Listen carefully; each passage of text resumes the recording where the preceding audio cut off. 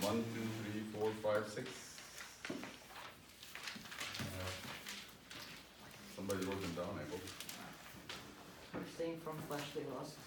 Staying away from fleshly lusts. Let's write them again. You tell me, I'll write them.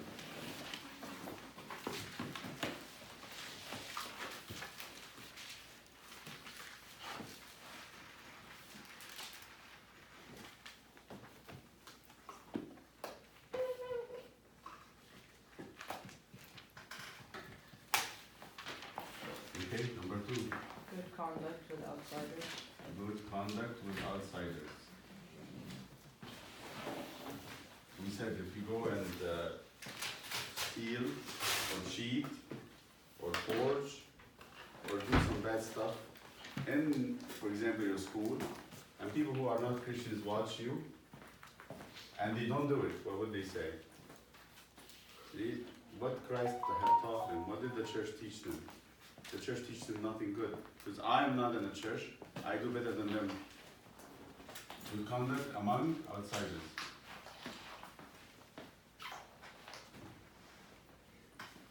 Some people go, they say, I'm going to tell you some stuff that's really horrible. Just for you to know. Abuna hears a lot and sees a lot, so you got to benefit from my experience. Somebody might say, I'm not going to have a girlfriend from the church. Or a girl would say, I'm not going to have a boyfriend from the church. I don't want to have Abuna and parents and everybody on my case, and they will look at me like I'm very evil. I'm going to have somebody from outside the church. And then they go and have a girlfriend or a boyfriend from outside the church. And the boyfriend and the girlfriend will say, oh, so what do you do on Sunday? Why can't we go somewhere? I'll go with my family to church. Oh, you go to church? She says, yes. And the person thinking in their mind, oh, okay, apparently going to church is part of the decor. It's something just to put on. I don't think it makes them happy. Look at them. They're coming to do the same thing I'm doing. I'm not going to church. This is my fun. This is where I find myself. So what about the church in their mind, do you think? It is nothing. It's hypocrisy.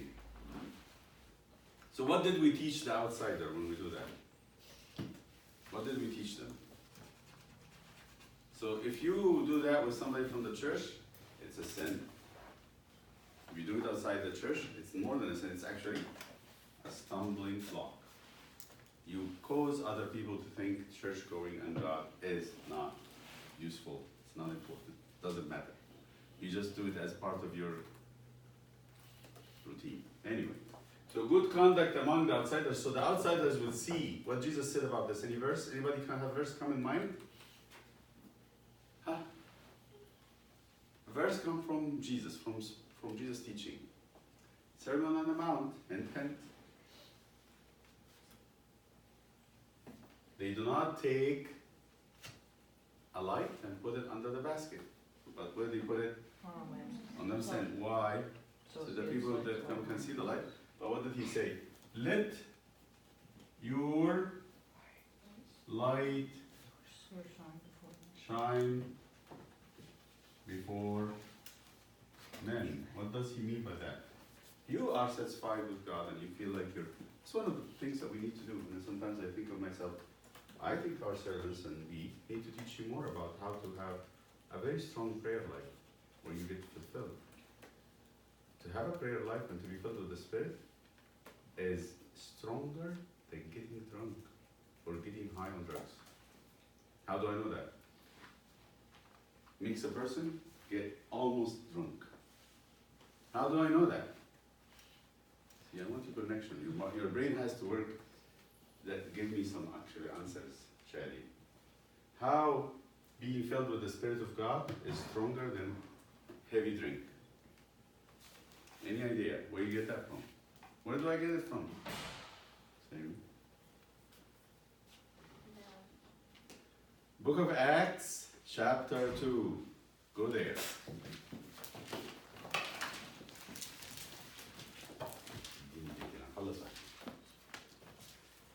What does the book of Acts chapter say about when the apostles got filled with the Spirit? People were saying that they were drunk. People said they were drunk. He said they were actually filled with new wine. Why new wine? Because new wine is very sugary. It tastes like grape juice, and it tastes very good. So people drink it and they get thirsty and they can drink it very hard, very hard. It's not like old wine when it's like a little bitter. Nobody can drink it like this. It tastes better. It hurts. But new wine, you can drink a lot of it. But then what happens after you drink a lot of it? You're drunk. All that alcohol is sitting in your stomach and makes people drunk. So they think the apostles who were filled with the Spirit, drunk with new wine. So if you get filled with the Spirit and you taste that God is good, have you ever had that in prayer? Anyone? Anybody? What a sadness. What a great sadness. I don't know what we're doing in Sunday school. That to me is a big failure. So nobody had experienced fulfillment in prayer. That you got into prayer and you came out of it and said, I found the treasure. This is really good. It's almost like you found a big stash of good wine and you said, I'm going to hide it so nobody can see it and go in there and come out whenever I want. No experience of this? Be brave. You had it before? Good. And you have a memory of how good it was. That's what I want to hear. Anyone else? Experience something in prayer that felt so good that they don't want to leave prayer? Actually, to tell you the truth, to be a Christian and to grow up in grace, you have to have that every time you pray. Not all the time, but most of the time. How would anybody go to prayer if they don't have that? It's very tough. But how to get it? How to get that in prayer? You get that in prayer when you are all in. God is not going to be cheated. I can speak to you, and you can look at me, and you pretend that you're actually listening, but what? You're not listening. You can cheat me, it's fine. Sometimes I know when you do it, sometimes I wouldn't know. Sometimes your eyes can tell me that you're not with me, sometimes your eye doesn't. But what do you think with God?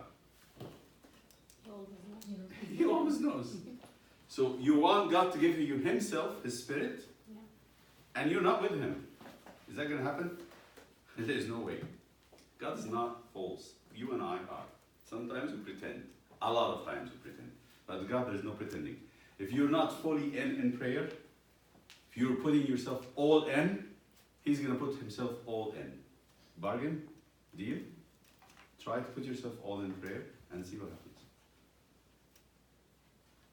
You promise? Try.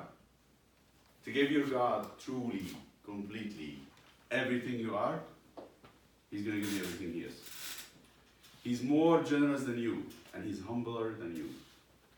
We are proud. We can talk to each other like with high noses like this, but God's never going to do that. You talk to Him and actually open your heart to Him, He's going to open His heart to you. Try that and see. 2 problems is going to come. 2 problems. 1, you don't believe. I don't trust if God is existing or even He's listening. And the other one, I'm ashamed. The other problem. I'm ashamed of myself. I mean, God knows everything. You know, when God looked for him and said, Adam, where are you? Where was Adam? Hiding. Why was Adam hiding? He's ashamed because he's done something God not to do. Sometimes we do a lot. Not sometimes, all the time. We do things that we don't really, doesn't please God. We know that. So how can I give myself all totally to God when I know I have something that is not pleasing to Him? What is the secret? What is the secret? How are we going to solve this second one? Lack of trust, I don't know how to deal with it. I'm going to tell you that. If you say, I don't trust God exists or God listens, maybe I don't exist. How are you going to talk to me if I don't exist? Are you going to pretend like I exist? No, I don't exist. But if you don't trust that God exists or He is listening, how are you going to give yourself to Him? I don't know. That's something I cannot help you with. But how about the shame? When we have done something wrong, how are you going to pray when you're ashamed? You cannot look in God's eyes face to face. What are you going to do? How are we going to do this? Any ideas? Bible again? Before confess. You confess God, that's true, but what you're going to do when you want to pray and you know you have done something wrong? Any ideas? Any stories? Any parables? I'm just getting hints. Things that can actually give us a hint how to deal with God when we're not doing well. David? Yes? I'm listening. You said something. What is it? I was excited because you were very close to say something. What is it? Story. Someone who had not dealt good with their father, no? And then they had to come back and talk to him. Thank you. What did he say? I'm going to talk to him, but in this situation, I'm going to tell him exactly what I feel.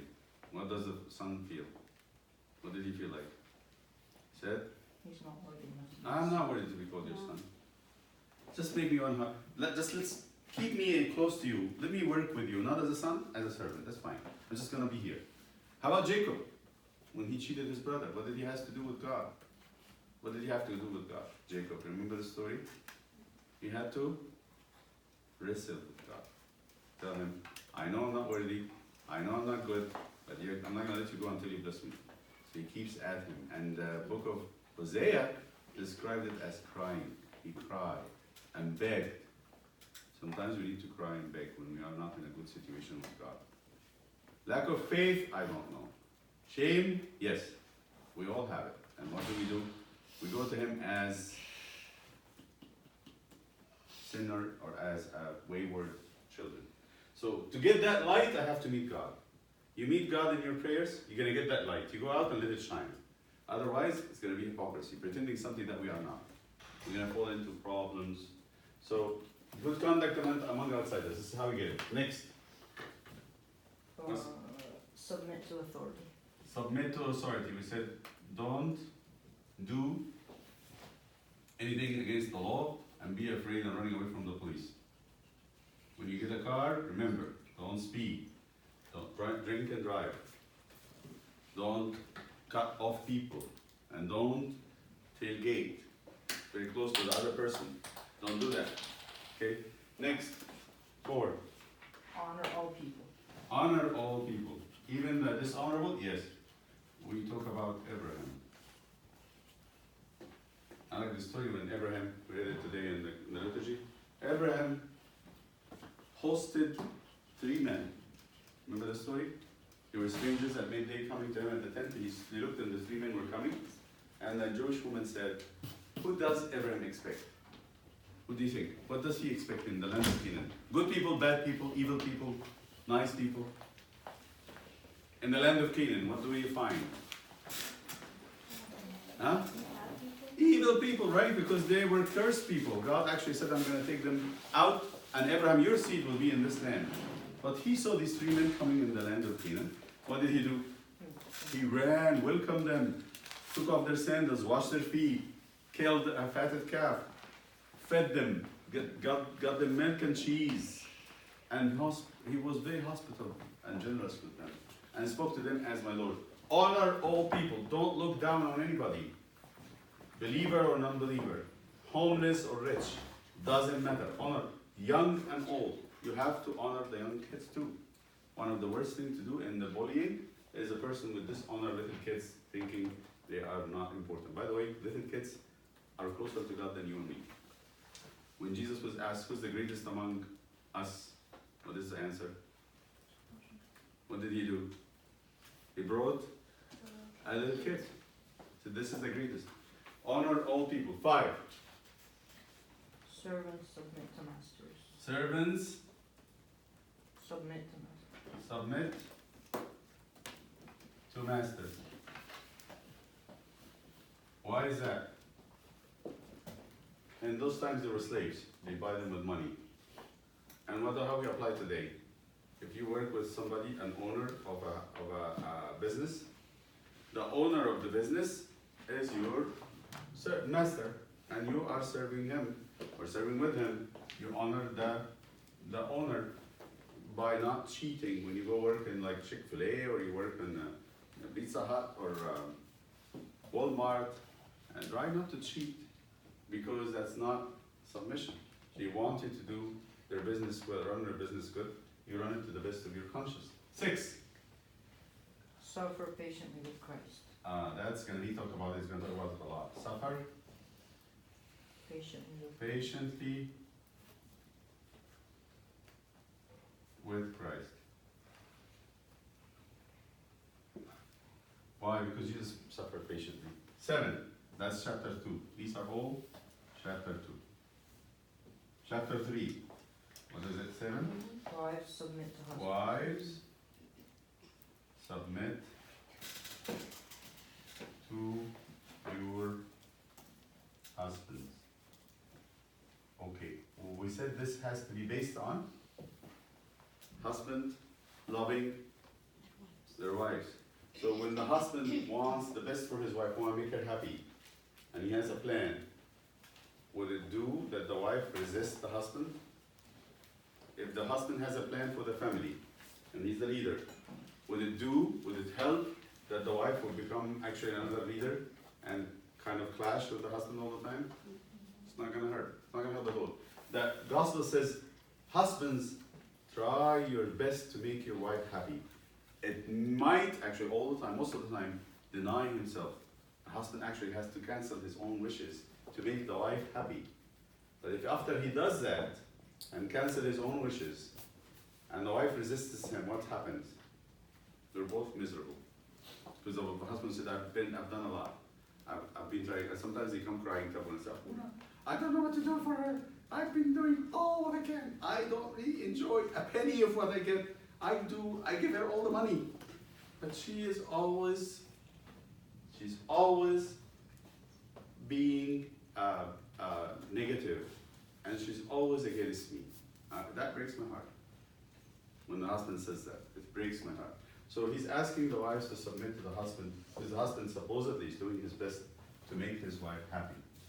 Now we return to the husbands. That's chapter 3 now. Now let's go to chapter 3. Sam, read for us the husband part.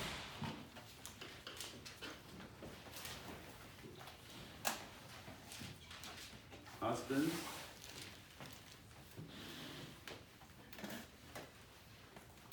this is Acts.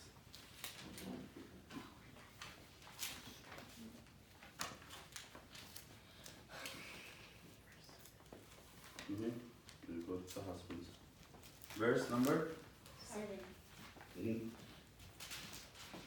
Go ahead.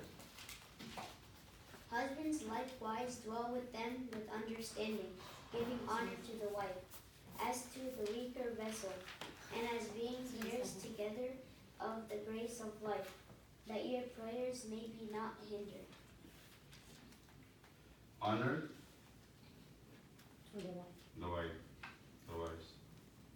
What does weaker vessel mean? A weaker vessel, he calls it vessel. When you hear the gospel speaks about vessels, St. Paul Jesus called him the chosen vessel. A vessel for what? For God. It's true. God is filling this with the Holy Spirit. So why the wives are weaker vessels? The wives, in general, women and girls, are not as muscular and strong as the men. How do you treat a very precious crystal cup or a glass? How do you treat it? It's precious because it can be broken. What do? You took good care of it. You handle it very gently. Sometimes people forget that they are married to, that's for the boys, when you get married. You forget you're married to a girl. And some people, most of the time, forget. The wife forgets that she's married to a man, and the man forgets that she's married to a delicate woman, and start treating each other as the same sex. So that the man treats the wife like a man, and handle her with a lot of aggression. And what would happen to the feeling? First, before the body. It gets broken and then starts not liking herself. And then the same thing, the girl sometimes, when they get married, they think they are married to another girl. And they expect the man to be very emotional and all that stuff. It's not gonna happen. But each of them has to deal with the other as they are. So a weaker vessel, a gentle vessel, that's why girls had to be honored, had to be treated gently, and not to be yelled at or screamed or shaken or pinched. That stuff is not supposed to be in marriage. You don't arm wrestle a wife, right? You speak to her gently and don't, threaten. Sometimes a husband threatens his wife, that's awful. I hear all that stuff and It really bothers me because they don't understand. It's better not to be involved in an argument than to get in an argument and start treating the wife this way. Okay, number 8, continue with it. Finally, all of you be of one mind. Okay, it's going for all of you, means husbands and wives, boys and girls. All be of one mind. What does it mean to be of one mind? To have unity of thoughts. So we don't go into clashes and argument. Sometimes the wife might say something nice and the husband would listen. Sometimes the husband would say something nice and the wife would listen. And it's better to argue about giving yourself up to the other. So for example, I say, let us eat sushi. And then someone comes and says, no, I want to eat pizza. Sushi is okay, pizza has to be yummy. But someone insists on the pizza, I insist on the sushi. It is better for us to argue that I want to eat what Samuel wants, and he wants to eat what I want, than to argue about me eating what I want. You get what I'm trying to say? That we argue the opposite. That no, I want to do what you want. And he say, no, Abuna, you tell me what you want. No, Samuel, I'm asking you, what do you want? Samuel said, never, I'm gonna eat what you want. That's calling it to be of one mind. Not to be stuck up on my own opinion, to be of one mind. Next. And all of you be of one mind. Remember, sushi and pizza, okay? Yes? Finally, all of you be of one mind, having compassion for one another. Compassion for one another. So the mind and the heart. Compassion for one another. What does it mean, compassion? What's compassion?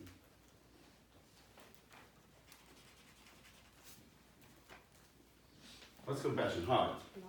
The mind is one, and the heart is keen to understand the other, to make sure that the other is comforted, not me. It's not about me.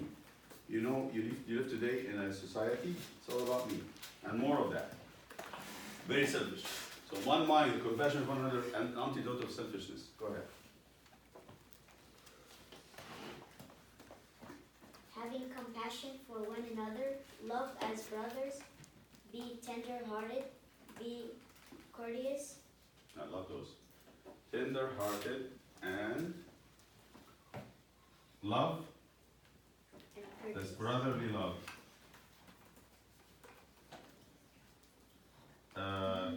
What's the other one? Courteous. Love, brotherly love. What's the other one next to it? Be tender. Tender. Tender-hearted.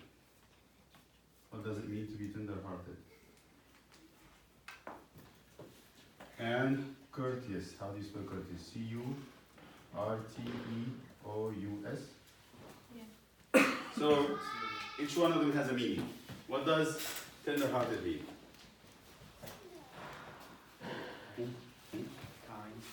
Kind. Or you can be kind, but tender-hearted also means tender-hearted, soft-hearted means if you feel somebody is in trouble, what do? You get emotional, like you feel for them. Like you don't really get, somebody's father died yesterday. Oh, okay, thank God my father's still alive. Is that tender-hearted? That's not tender-hearted. What is tender-hearted says, that's awful. Most probably now they're very, very sad. And your heart gets a little bit depressed. You feel for others, right? How about courteous? That's the one that I want to hang on a little bit. Courteous. What does it mean to be courteous? Can you look it up? What's courtesy? What does courtesy mean? This is important actually. The opposite of courteous is vulgar. What does courtesy mean? Means polite, respectful, or considerate in manner. Manner that is polite, respectful. Or considerate. So your brother barges into your room, you start screaming and yelling at him. Is that courteous? No. Your brother or sister is not courteous because they didn't knock on the door, and you're not courteous because you treated them even worse. So it becomes a competition, and Vulgarness. You get that? Big moment of reflect right here. You see, this is a commandment. When we break this is a commandment of the apostles. I break this, I need to confess about it. I barged into my brother's room or my sister's room, not knocking on the door. I am sorry, I was not courteous.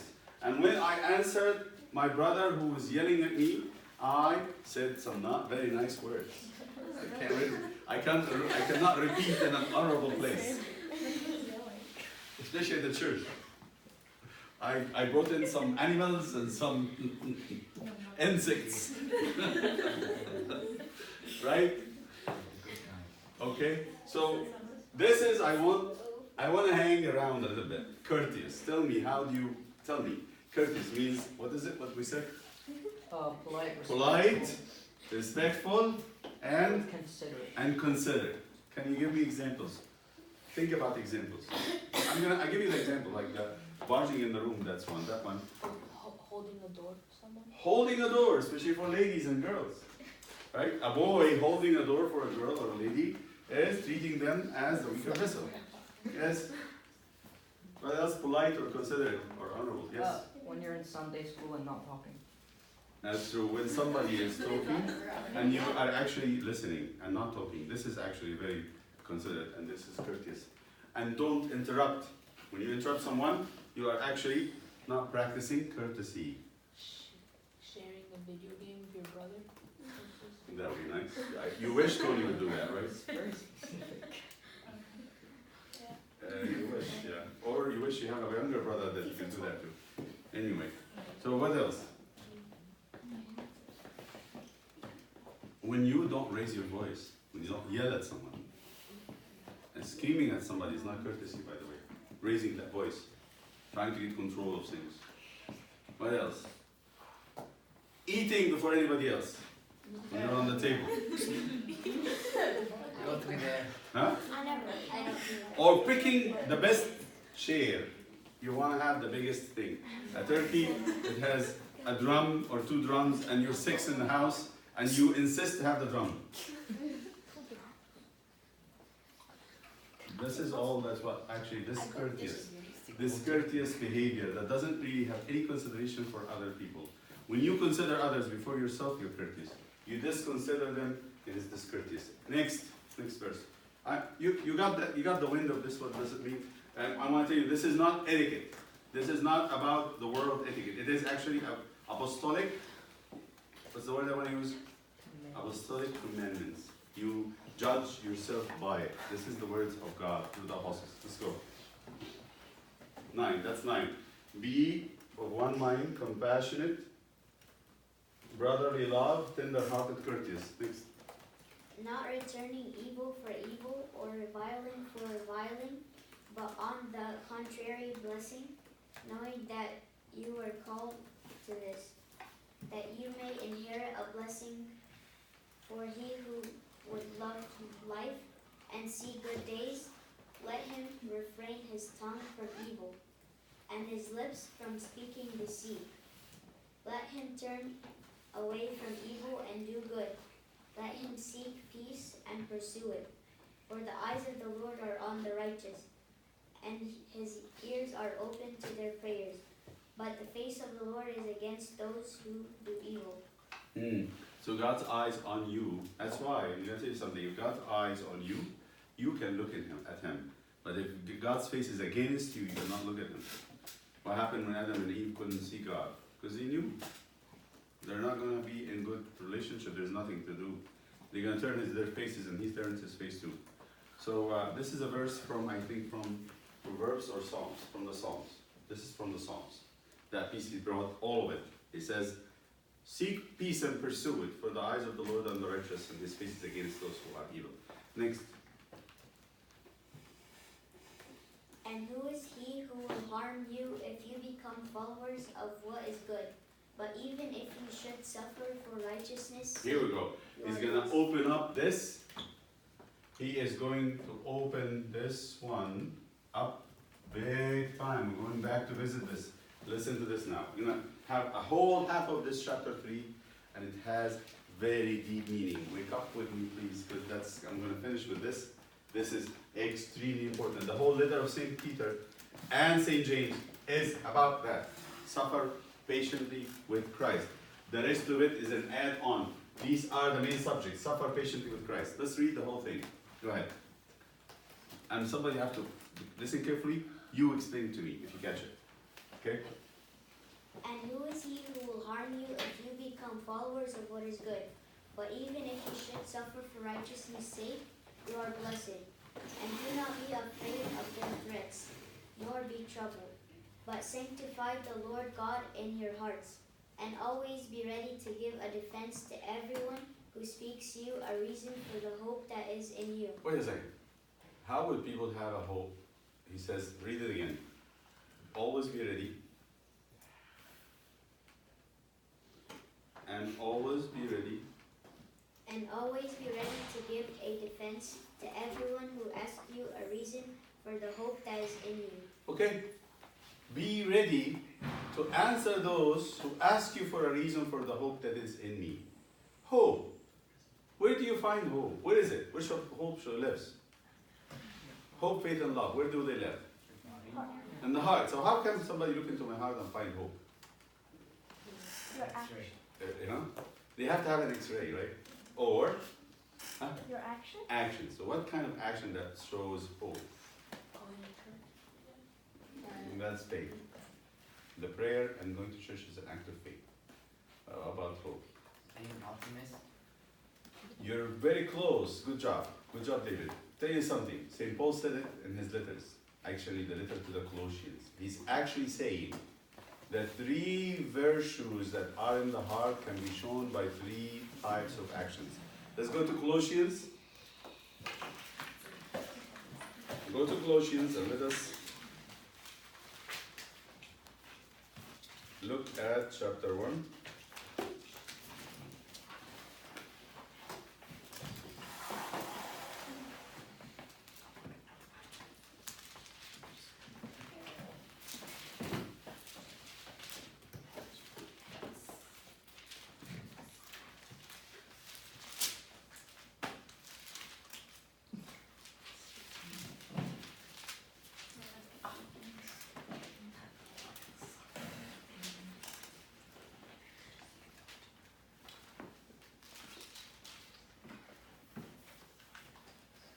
I might be wrong, this might be just 1 second.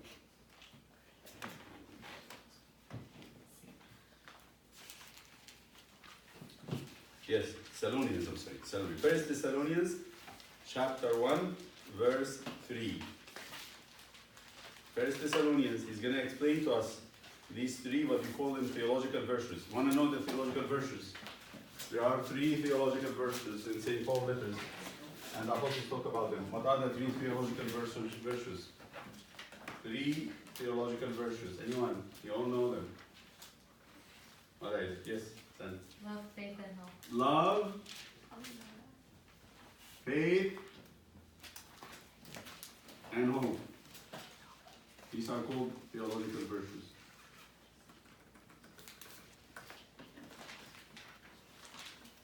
Virtues are something that God gives, and also we work for it.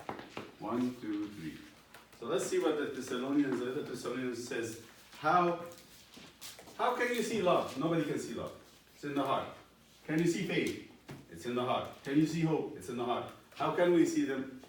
By their actions. So let's see what St. Paul is going to say, the action of. Okay, go ahead, read that verse. Remembering without ceasing your work in faith. Work of faith.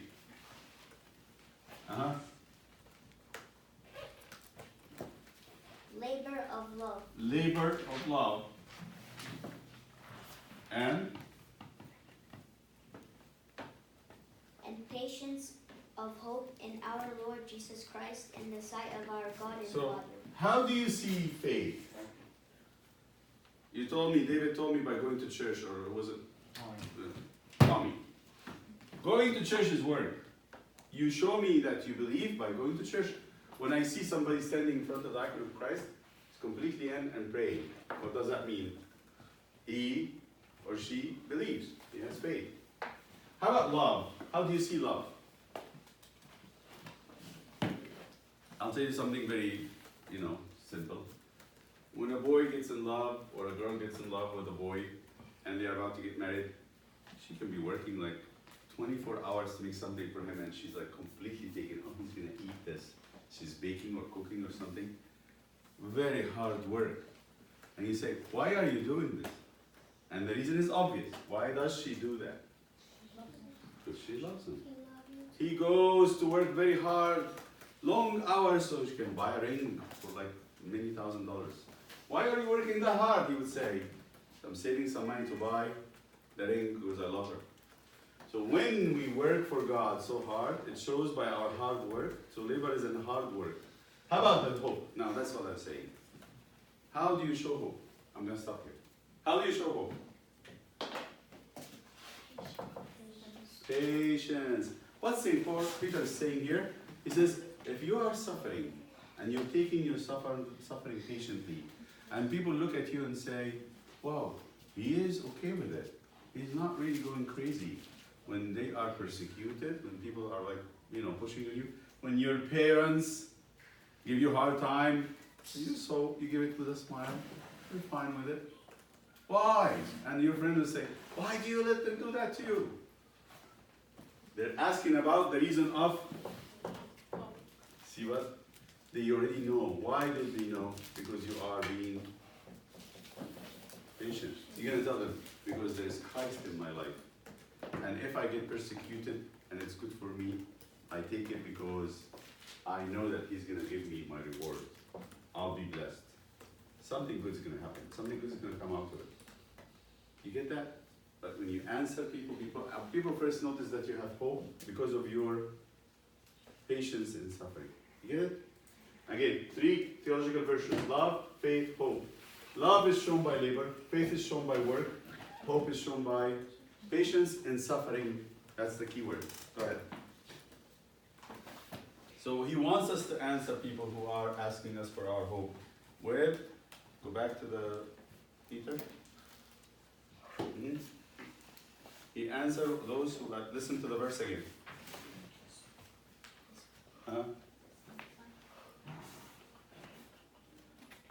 Be ready. Be ready to give. Be ready to give a defense to everyone who asks you a reason for the hope that is in you. With meekness. With meekness. And fear. When you answer, be meek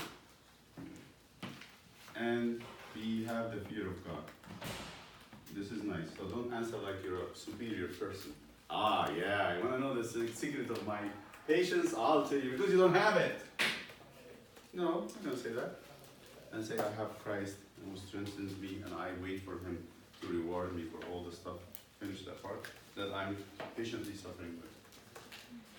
Having a good conscience, that when they defame you as evildoers, those who revile your good conduct, and Christ may be ashamed. For it is better, if it is the will of God, to suffer for doing good than for doing evil. He's preparing us for this big piece at the end of chapter 3:10. Be ready to answer. What did he say? Answer everyone who asks us. Can you say that? Be ready to answer.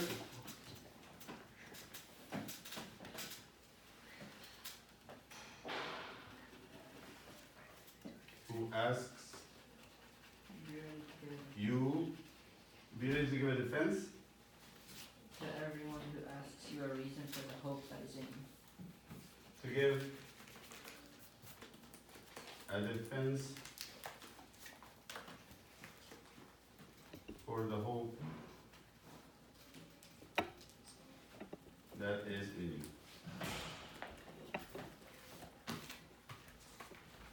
With meekness and fear.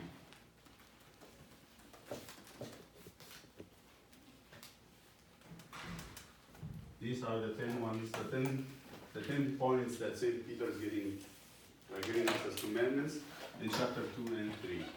Okay, any question? Let's say our Father. In the name of the Father.